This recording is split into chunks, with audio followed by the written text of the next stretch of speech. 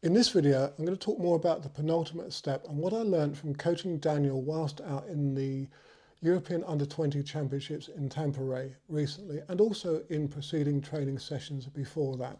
If you've been following that series of videos about how he did out at the Under-20s, then you'll know a little bit about what I'm going to delve into in this video. It's about the position of the foot on the penultimate. Now, from a textbook position, you would go flat-footed. However, I've started to notice that Daniel often can contact the ground forefoot before he pushes into the takeoff, and that produces a superior jump.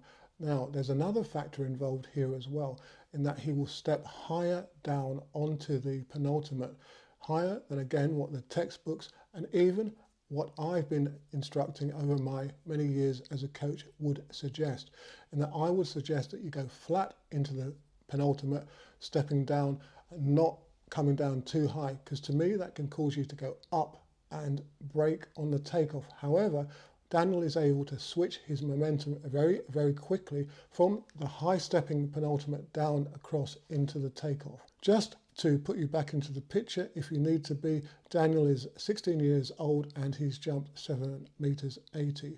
If you look at the videos on screen now, you're going to see how, even when doing penultimate step takeoff drills, how his high stepping action down onto the penultimate actually looks. It moves him very, very quickly through into the takeoff stride.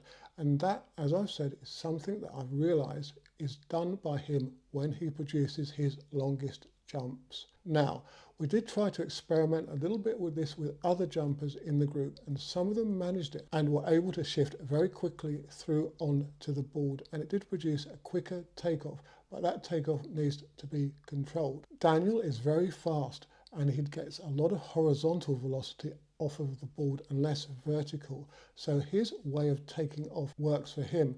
It's less likely to work for a jumper who produces more vertical velocity, where they need to set differently, more textbook on the penultimate, by lowering the center of mass more and settling before they drive into the takeoff. I say settling, now I don't mean dwelling and over lowering on that penultimate, but there's more of a deliberateness. Whereas Daniel, yes, it's deliberate, but it's very quick fire, and that literally fires him in turn off of the board. Often, when coaching, you'll come across things that you haven't seen before or noticed before. And this different approach to the penultimate is one of those new areas for me.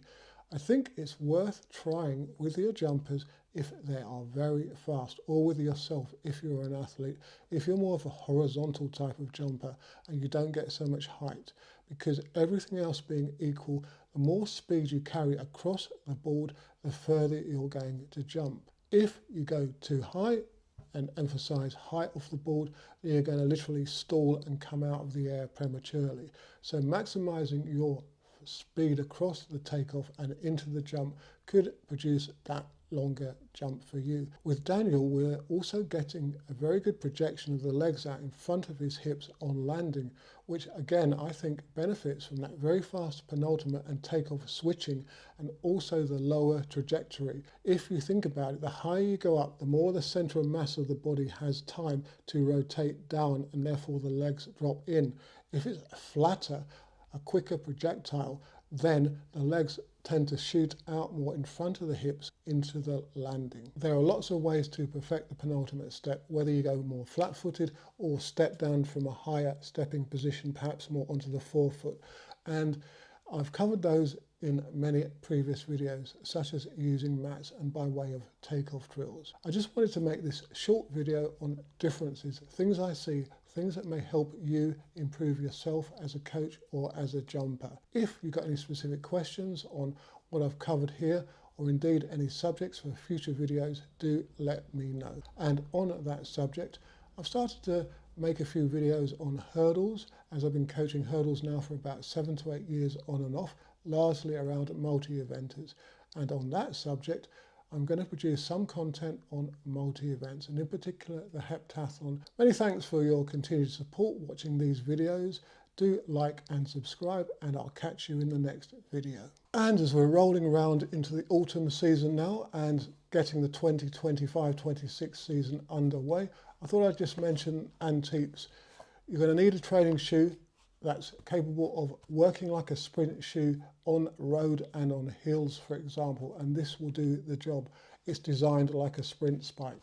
With its carbon fibre plates and special foam, it's going to propel you off of the ground much quicker than a traditional training shoe. Many of the group members have been using these shoes, including Daniel, and obviously he's very keen and really sings their praises.